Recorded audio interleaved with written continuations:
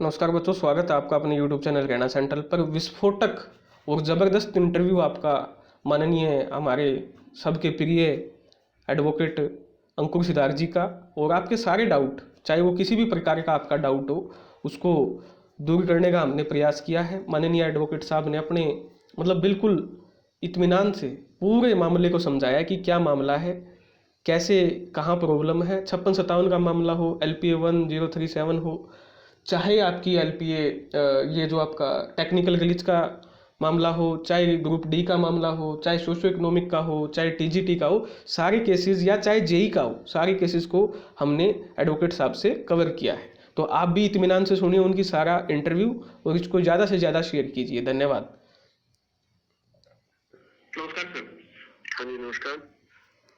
Haryana central से बात करेंगे सर। स्वागत है सर आपका हरियाणा सेंट्रल पर। हाँ जी बोलो। हाँ जी सर, जो कल हमारा केस था सर, आपका केस था, सबसे पहले उस पे बात कर लेते हैं सर। जो टेक्निकल ग्लिच का केस था सर, बच्चे काफी कंफ्यूज हैं सर और तरह तरह की बातें आ रही है। मेन एडवोकेट सर आप ही हो उस केस में। तो कल सर केस में क्या हुआ और आगे की क्या माननीय जज के द्वारा क्या आगे के लिए बोला गया है? तो इसमें मेन केस है वो प्रशांत अडुल का है, जो कि दिसंबर 2023 से ही चला आ रहा है। जी सर। उसी टाइम से नोटिस हुए, उसके बाद कुछ और केसेस भी ऐड हो गए इसमें। टेक्निकल एरर के मेनली जो केस है, जी 6-7 केस है जो अपने हैं। बाकी और जो कुछ केसेस और ऐड और केस में रिजर्वेशन से रिलेटेड भी है, कोई मोर मार्क्स के कट ऑफ से, इस टाइप के केसेस। जी सर। तो अब जो इसमें तो 8 फरवरी 2024 को HSSC ने नोटिस निकाले थे, 10 फरवरी को भी, रिप्रेजेंटेशन देने के लिए कैंडिडेट्स को। जी सर। तो वही नोटिस इन्होंने कोर्ट में सबमिट करे थे कि हम जो भी कोई कैंडिडेट रिप्रेजेंटेशन देगा उनकी रिप्रेजेंटेशन कंसीडर करेंगे, कोई कमेटी कॉन्स्टिट्यूट करेंगे, वो कमेटी इनको रिप्रेजेंटेशन को देखेगी, जिसका जेन्युइन ग्राउंड होगा उनको हम रिजोल्व करेंगे। जी सर। तो वो मेंशन करते हुए काफी टाइम से ऑनरेबल कोर्ट से डेट लेते आ रहे थे किसी भी रीजन से। जी 2-3 डेट तो अभी ये अपने जो CET का मेन केस है LPA 1037, जी उसकी रिक्वेस्ट करके ले रहे थे कि उसमें आर्ग्यूमेंट होनी है और हम वो केस पहले सॉर्ट आउट करना चाह रहे हैं। और हाँ, उसके बाद फिर ये आर्ग्यूमेंट। तो वो सारी चीजें देखते हुए काफी टाइम हो गया था ऑनरेबल कोर्ट को कि आप अननेसेसरी और डिले कर रहे हो मैटर को। तो लास्ट डेट इनको फाइनल डेट दी थी कि 9 अप्रैल तक आप जो भी सॉर्ट आउट कर सकते हो, या कोई भी आप कोई कमेटी कॉन्स्टिट्यूट कर रहे हो, या किस तरीके से जो टेक्निकल एरर और ये मैटर है इनको रिजोल्व कर रहे हो, वो सारा आप सजेस्ट करो। हाँ जी। तो रिप्लाई करो। बट वही था कि एडवोकेट जनरल खुद अपीयर हुए और उन्होंने बोला कि हम कोई कमेटी और कॉन्स्टिट्यूट नहीं कर रहे हैं, ऐसा कुछ। जो भी हो, ये सारे के सारे मैटर ऑन मेरिट सुने जाए और हम तैयार आर्ग्यूमेंट्स के लिए। अच्छा सर, फिर पीछे बात चली थी सर, ये हाईकोर्ट एक कमेटी गठित करना चाहता है टेक्निकल इनके एरर्स को देखने के लिए, और उसमें HSSC के मेंबर्स नहीं होंगे। क्या ये बात सच थी सर, या कुछ ये एक्चुअली ऐसा नहीं है कि हाईकोर्ट गठित करना चाह रहा है। अच्छा। ये सजेशन भी HSSC की तरफ से ही थे। अच्छा, खुद HSSC ने बोला एग्जैक्टली कि हम सॉर्ट आउट कर रहे हैं मैटर्स को और फिर हम कोई कमेटी कॉन्स्टिट्यूट करेंगे, ये करेंगे, वो करेंगे। और इनका क्या रीजन थे वो, जिस वजह से उन्होंने ऐसी कोई स्टेटमेंट दी कोर्ट में, वो ये जाने। अब वो उसी स्टेटमेंट से एक तरीके से बैकआउट करके और बोल रहे हैं कि ये सारे केसेस को हम यानी कोई कमेटी कोई कॉन्स्टिट्यूट नहीं कर रहे और हम ऐसे ही सॉर्ट आउट करेंगे। यानी एक तरीके से वो नकार रहे हैं सारी के सारे फॉल्ट्स को। और फिर ऑनरेबल कोर्ट ने बोल दिया कि भाई जो भी केसेस हैं जिनमें आपको रिप्लाई फाइल करना है, ऑल केसेस में आप रिप्लाई जिनमें पेंडिंग है वो रिप्लाई फाइल कर दो, फिर फाइनल आर्ग्यूमेंट कर दो। तो उस वजह से फिर थोड़ा सा एक लंबा टाइम भी मिला है। 27 मई की डेट मिली हुई है उसमें, ताकि तब तक सारी की सारी प्लीडिंग्स वो कंप्लीट हो उसके। अच्छा सर, क्योंकि कब बच्चों को उम्मीद थी सर कि 9 अप्रैल को समाधान हो जाएगा, और अब जो है 27 मई जो डेट है ये थोड़ी सी लंबी है, लेकिन इसमें भी सर बच्चों के लिए भी कुछ अच्छी चीज है कि भाई ऐसा है। देखो, लंबी डेट और छोटी डेट कुछ भी नहीं है। लंबी डेट 1 हफ्ते की भी लंबी डेट है जी सर, और 2 महीने की डेट भी छोटी है जी। सारे के सारे देखो कैंडिडेट जो है देख रहे हैं कितने टाइम हो गया जो इतनी लंबी ये CET की रिक्रूटमेंट खिंच चुकी है। इशू क्या हो रहा है? हाँ एग्जैक्टली। तो अब इशू ये हो रहा है कि जो भी कोई भी डेट हो, वो इफेक्टिव डेट हो, जो नेक्स्ट डेट आ गई उसमें फाइनल आज भी इलेक्शन कंक्लूड कर सकते थे जितना हो। बट इशू क्या होता है, टेक्निकलिटी और प्रोसीजरल इश्यूज रहते हैं, ताकि आप ऐसा ना हो कि HSSC एक तरीके से यहाँ पे हार जाए किसी रीजन से, और फिर वो अपील में जाके सिर्फ इस ग्राउंड पे स्टे मिल जाए कि उनको अपील और रिप्लाई करने का और रिटर्न स्टेटमेंट देने का मौका नहीं मिला। तो वो सारे प्रोसीजरल लेकुना जो देखते हुए और उनको कंप्लीट फुलफिल करते हुए फिर ऑनरेबल कोर्ट जो है वो टाइम देती है। जी सर। अच्छा, दूसरा केस सर जो बच्चों को काफी डाउट हो सर, पूरा मतलब जो सबसे पहले केस आपने ही जीता था 4 अगस्त को, जो वेरिफिकेशन के लिए, और उसी के बेस पे जो फर्दर केसेस हुए सर, उसी को ग्राउंड बना के, तो वो बच्चों का एक केस है वो। हाँ जी सर आप। वो जो है एलपीए, एक ही एलपीए डली हुई थी, उसके साथ जो अलग केस और जो रिट पिटिशन थी, हाँ जी सर, उनमें डिफरेंट ग्राउंड है। मेन जो ग्राउंड है वो इसी में है 1037 राहुल का, और वो जून से चला आ रहा है। ओके जी सर। और उसमें जो है अब एलपीएसएसएससी ने लगाई है, और बाकी जो केसेस है उनमें फिर सब्सिक्वेंटली एलपीए लगाई गई थी।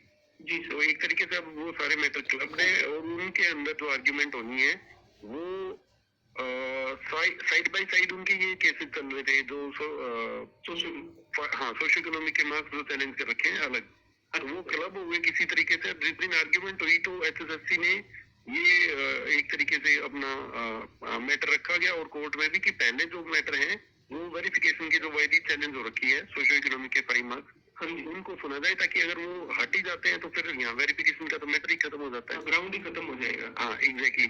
तो वो फिर पहले एक बार सुने गए, उनको सुनने के बाद रिजर्व कर दिया गया, रिजर्व करके फिर वो अभी प्रोनाउंसमेंट पे थे। प्रोनाउंसमेंट पे फिर ऑनरेबल कोर्ट को पीछे यही लगा कि कुछ मैटर अलग डेट पे चले गए 23 अप्रैल को, तो वो सारे के सारे जो है इकट्ठे एक बार डिसाइड होने चाहिए। सर ये बच्चों का एक डाउट और था सर, जो आपसे क्लियर करना चाहते हैं, जो प्रोनाउंस पे चला गया, मतलब उसका फैसला आना था, क्या इसमें जज साहब ने खुद ही भाई कहा कि मैं कुछ और तथ्य सुनूंगा, या सरकार ने या एसएससी के जो एडवोकेट थे उनने कुछ वो किया है कि भाई जी सर? जेन्युइन क्वेश्चन है आपका, डाउट भी। और जो मैटर एक बार कोर्ट ने ऑर्डर रिजर्व कर लिया, इसका मतलब अब कोर्ट ही उस पर एक्शन लेगी, जो भी, सरकार का कोई रोल नहीं है उसमें। अच्छा। हाँ, और वो उस टाइम प्रोनाउंस भी कर सकते थे, अलाउड डिसमिस कुछ भी, बट वही चीजें है ना कि जो फैक्ट्स क्लियर नहीं है, कंप्लीट प्लीडिंग नहीं है सामने, या जो आर्ग्यूमेंट है वो कंप्लीट नहीं हुई है, और फिर भी किसी तरीके से कोई कंफ्यूजन में वो रिजर्व हो गया, तो फिर ऑब्वियस सी बात है जी वो दोबारा आएगा फिर हियरिंग पे। ऐसा नहीं है कि अब उसमें कोई लंबी हियरिंग करनी हो, नॉर्मल सारी चीजें रहती है, तो वो फिर 23 अप्रैल को रिजर्व हो जाएगा। जैसे वो मतलब ये बच्चे उम्मीद कर सकते हैं कि 23 अप्रैल को कि उसका समाधान कम्प्लीटली हो सकता है। हाँ बिल्कुल, उम्मीद तो रखनी पड़ेगी, और उम्मीद ही हम भी करे बैठे होते हैं कि हाँ ठीक है नेक्स्ट डेट पे, क्योंकि जैसे आप लोग एग्जाम की तैयारी करते हो, एडवोकेट को केस की तैयारी करनी पड़ती है। हाँ जी। तो जैसे आप लोगों का कोई एग्जाम पोस्टपोन होता है, सेम वे में जो डेट मिलती है केस की, तो हमें हमारे लिए भी एक तरीके से हमारा एग्जाम पोस्टपोन हो जाता है। जी सर। तो प्रिपरेशन करनी है, बार बार जाना है, तो वो एंगेजमेंट तो रहती है। जी सर, जो हमारी एलपीए है 1037 जो मेन केस है, उसमें सर आपके पास भी काफी केसेस, और आपका जो मेन केस है जो आपने जीता था, उसके बाद उसकी रेफरेंस लेके भी काफी एडवोकेट ने केस लाए। क्या उन सभी केसेस पे सर आर्ग्यूमेंट कंप्लीट हो गई है? साथ में आपके जो रिमेनिंग केसेस है उस पे आर्ग्यूमेंट कंप्लीट हो चुकी है, या उन पे आर्ग्यूमेंट भी अभी बाकी है? मैं देखो मैं बता दे रहा हूँ, वो सारे इंडिपेंडेंट एडवोकेट यानी प्राइवेट एडवोकेट के केस नहीं है, कोई भी एचएसएससी के केस है। एक केस है उसमें जो एलपीए लगी हुई है प्राइवेट एडवोकेट की तरफ से, वो डिसमिस हो गया था उनका रिट पिटिशन। बाकी जो केसेस हैं सारे के सारे एचएसएससी ने फाइल कर रखे हैं एलपीए, जैसे 1037 है वैसे ही और है, 1262 भी है, 1271 है, 1273 है। तो ये सारे के सारे एक तरीके से जो एलपीए हैं वो एचएसएससी ने फाइल करके, प्राइवेट एडवोकेट की नहीं है उसमें। ठीक है, मतलब ये क्लब है, रिट है जो अपनी, हाँ ये 41 क्वेश्चन जो चैलेंज कर रखे हैं वो रिट है उसमें। जैसे ये 41 क्वेश्चन वाला है, क्या इस पे सर आर्ग्यूमेंट हुए, दोनों पक्षों को सुना गया है, या भी आगे सुना जाएगा? ना अभी नहीं, क्योंकि उसमें वही तो बात है, बहुत सारे मैटर क्लब्ड हैं, उन सब की हियरिंग होनी है अभी। एचएसएससी को reply by way of affidavit, जो आप सबको पता है एफिडेविट फाइल करने का बोला था उनको कि आप मोडस ऑपरेंडी क्या रही थी आपकी, तो उन्होंने फाइल किया, उसकी कॉपी भी है अपने पास। और उसके बाद अब आर्ग्यूमेंट उस एफिडेविट पे, और जो बाकी मैटर बच गए उनके ऊपर आर्ग्यूमेंट होनी है। वो 22 अप्रैल से अपने स्टार्ट हो जाएंगे। हाँ वो 22 अप्रैल को डेट तो है, लेकिन आर्ग्यूमेंट वही है कि अब ये दोबारा रिवाइव हो चुके केसेस 23 को, 23 को, तो उस वजह से फिर हाँ एक मिनट जी सर होल्ड।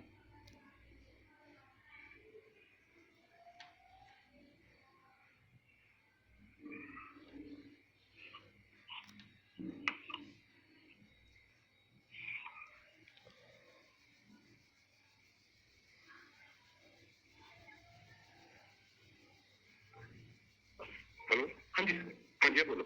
हाँ जी, तो ये जो सोशो इकोनॉमिक वाला है सर, अब ये एलपीए 1037 के साथ ही क्लब होके मतलब इकट्ठा ही इसका इम्पैक्ट पड़ेगा, इकट्ठा ही सुना जाएगा सर ये दोनों मैटर अलग है, कोड ऑफ एक्शन अलग है, तो साथ तो सुनवाई के कोई चांस नहीं होने चाहिए, बट हाँ ये इंटर डिपेंडेंट कह सकते हैं हम। जी, वो जो मैटर है अभी 5 मार्क्स वाला, तो वो पहले डिस्पोज ऑफ हो जाते हैं और हो जाए तो सबसे बढ़िया है। अच्छा, बट डेट इसकी पहले है, उसके बाद में तो वो देखते हैं क्या रहता है क्या नहीं। अच्छा, उसका आपका अगर वो मामला सुलझ जाता है फिर ये एफिशिएंटली केसेस मतलब सुना एग्जैक्टली, वरना तो डिलेमा तो रहेगा ही ना। हाँ, कंफ्यूजन ये बात अलग है कि इसमें वेरिफिकेशन के अलावा भी बहुत सारे पॉइंट हैं जिन पे आर्गुमेंट अभी होनी है, बाकी है। हाँ जी सर, तो सर जो हमारे बच्चे हैं आपको पता है काफी टाइम से परेशान है और आपसे काफी सारी उम्मीदें भी है बच्चों को और वेट भी करते हैं सर, वो आपका हेक्टिक शेड्यूल होता है वो बच्चे थोड़ा सर आप बच्चों को मोटिवेट करने के लिए, क्योंकि लंबा टाइम हो गया है कि भाई जो सभी बच्चे चाहते हैं कि हम एक बार कम से कम एग्जाम में बैठे, भाई सिलेक्शन होना ना होना वो एक अलग मैटर है, कम से कम 4 साल में एक वैकेंसी निकली थी, ये पॉलिसी सरकार ने अच्छा करने की सोची थी लेकिन कुछ वजह से नहीं हो पाया।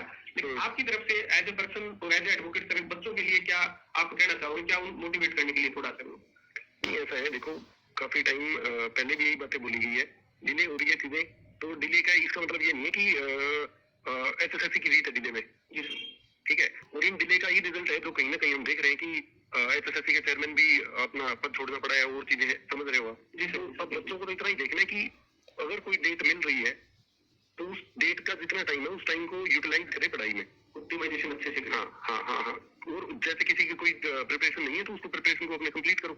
जी सर, जितना भी टाइम है, क्योंकि एट अ टाइम अगर कोर्ट का एसएससी हारती है तो एग्जाम तो दोबारा होंगे। बिल्कुल सर, ये तो 100% श्योर है। जी सर, तो वो जब एग्जाम दोबारा होंगे तो जो बच्चे पढ़े नहीं है या जिनकी तैयारी नहीं है वो फिर यूं सोचेंगे वो कि अब हमें 1 महीने का टाइम मिल जाए। हाँ, जब ये कोर्ट से डेट मिल रही है 1 महीने की लगा लो या इन टोटल, तो फिर वो एक तरीके से उसको पढ़ाई में यूटिलाइज करेंगे तो वो इन सेल्फ मोटिवेटेड रहेंगे। और अगर सिर्फ ये सोचते रहेंगे नहीं फैसला हो जाना चाहिए था और फिर हमें अलग से 1 महीने की टाइम मिलना चाहिए था, वो नहीं हो सकता, वो पॉसिबल नहीं है। सारे की सारी बातें वही वाली बात है कि हर किसी की नहीं वो क्या बोलेंगे उसको कंसीडर रहेगी चीजें। हाँ, सिंपल है कि आप अपना सबको अपने अकॉर्डिंग ही मैनेज करनी है सारी चीजें, कि हाँ अगर डेट मिल रही है तो मैं उसको किस तरीके से यूटिलाइज करूँ। हाथ पे हाथ बैठे रहो तो फिर वो एट द एंड रिजल्ट आपको पता लग ही जाएगा। सर 4 छोटे और क्वेश्चन है सर, 4 प्लीज, और चारों के बच्चे आपसे भी जुड़े हुए हैं इनडायरेक्टली। एक तो सर टीजीटी के बच्चे काफी परेशान है, थोड़ा टीजीटी के बारे में मतलब क्या अभी आपको कोई थोड़ी सी क्लैरिफिकेशन है जो आप बच्चों को बता पाओ कि असल में मामला क्या है? देखो टीजीटी का मेरे पास जो केसेस है वो डिफरेंट केसेस है और इस जो 5 मार्क्स का इससे रिलेटेड कोई केस नहीं है अपना टीजीटी से जी, और ना ही जो 5 मार्क्स जो चैलेंज रखे हैं काफी बच्चों को लगता है कि मैंने केस किया हुआ है इस पे 5 मार्क्स हटाने के लिए, तो वो अपना कोई केस नहीं है 5 मार्क्स हटाने का। हाँ, सही, थोड़ा कंफ्यूजन होता है बच्चों बाकी एग्जैक्टली। तो मैटर अभी है कि वो जो केस है वो अलग बंद चल रहे हैं और उनकी हियरिंग हो रही है और सबको ही पता है वो रिजर्व भी था, अब दोबारा उसकी डेट आ गई 23 अप्रैल, सिंपल है जी। टीजीटी के लिए ऐसा मैं यूं नहीं बोल सकता कि हटेंगे या नहीं हटेंगे जी, तो वो सबको फिर कोर्ट ऑर्डर का ही वेट करना पड़ेगा। अच्छा सर, दूसरे जो बच्चे हैं सर वो जेई वाले बच्चे हैं सर, जो वो है अपने पास केस, वो थोड़ा सा उसको एलैबोरेट कर दो कि भाई क्या उसमें चल रहा है और क्या उसमें आगे की गुंजाइश है। जेई में भी अब एक तरीके से मैं यूं कह सकता हूँ कि दो तरीके के केस कह सकते हो आप। मेरे पास जो केसेस है, मेरे जो कैंडिडेट है जेई सिविल के, उनके ग्रीवांसेस तो रिजोल्व हो चुके, एग्जाम देने के लिए आए थे, वो सारे एग्जाम उन्होंने दिए अच्छे से और उम्मीद भी वो अच्छी कर रहे हैं कि उनके स्कोर जो है वो अच्छे आ रहे हैं, पॉजिटिव रिजल्ट है। बट अभी जो दूसरी लाइन चल रही है केसेस की, कोई कंटेम्प्ट का भी कोई जिक्र होता है, कभी कोई रेट पिटिशन भी है, कोई डिस्पोज ऑफ होती है, कोई मेरे पास बच्चे भेजते हैं कि ये सर अब क्या होगा, कोई लंबी डेट भी गई हुई है जी सर, जुलाई की भी शायद या शायद और आगे कोई गई हुई है सर कोर्ट। हाँ, ठीक है, तो अब मैटर ये वो कोई भी मैटर अपने से रिलेटेड नहीं है, उन केसेस के कुछ कैंडिडेट अपने पास आए थे अर्ली डिस्पोजल के लिए या फिर उस केस को अपोज करने के लिए जी सर। अच्छा, वो मैटर अलग है और उनका मैं कुछ भी नहीं कह सकता कि वो उनका क्या रहेगा, तब वो डिसाइड हो जाएंगे जी या क्या नहीं, क्योंकि उनमें मैं एडवोकेट ही नहीं। ओके सर, दूसरा सर तीसरे जो बच्चे हैं सर, मतलब कुछ बच्चे चाहते हैं कि वो भाई देखो सर जिसका थोड़ा नुकसान होता है या मतलब इनडायरेक्टली कुछ बच्चे हैं जो मदद भी चाहते हैं, तो हम आपका कॉन्टेक्ट नंबर सर चैनल पे वो करना चाहेंगे विद आपकी परमिशन के कि भाई कोई इशू नहीं है। देखो हाँ, जो बच्चा अपना मतलब अपने परेशानी से जूझ रहा है वो आपको कॉन्टेक्ट कर सके फ्रीली अपना बिना किसी उसके अपने खुद से ही कि मेरी प्रॉब्लम है, मैं डायरेक्ट सर से बात करना चाहता हूँ ना किसी के थ्रू। कोई इशू नहीं जी सर, बहुत बहुत धन्यवाद सर आपका, बच्चों के लिए आपने टाइम निकाला और चैनल के लिए आपने टाइम निकाला सर। आगे भी उम्मीद करते हैं कि सर आप समय दोगे जब बच्चों को आपको होगा तो बिल्कुल देंगे, बाकी जो जेन्युइन कोई इशू हो तो कोई प्रॉब्लम नहीं होती है। जी सर बहुत धन्यवाद। Thank you. आपने सारा कंप्लीट इंटरव्यू सुना अंकुर सिद्धार्थ सर का, और चैनल की तरफ से पहली बार इंटरव्यू किया है और चैनल की तरफ से भी मैं सर का धन्यवाद देना चाहता हूँ, और जितने भी मेरे साथी जुड़े हुए हैं चैनल की तरफ से, जो रेगुलर हरियाणा सेंट्रल को समर्थन देते हैं, जो सीटी क्वालिफाइंग मुहिम से जुड़े हो या कोई भी बच्चा हो, तो हम सभी अंकुर सिदार साहब जी को धन्यवाद देना चाहते हैं। उन्होंने 15-20 मिनट तक हमारी हर सवाल का जवाब देने का प्रयास किया, समझाने का प्रयास किया, बच्चों को मोटिवेट किया, और हम आगे उम्मीद भी करते हैं कि भाई हमारा देखिए छोटा सा चैनल है, फॉर्मेट ये, आगे भी उम्मीद करते हैं कि सर से जब भी हमको कोई डाउट होगा बच्चों के हित के लिए, हम सर को फिर बुलाएंगे चैनल पे, चाहे वो आपका लाइव के माध्यम से हो, चाहे वो आपका रिकॉर्डेड इंटरव्यू के माध्यम से हो। तभी सभी अपना ये पूरा इंटरव्यू देखें अच्छे से, इत्मीनान से, और कोई भी डाउट है, कोई भी बच्चा किसी बात से पीड़ित है, तो उसका सर का हम कॉन्टैक्ट नंबर आपका डिस्क्रिप्शन में देंगे, आप उनसे डायरेक्ट कॉन्टैक्ट कर सकते हो। धन्यवाद। जय हरियाणा, जय भारत।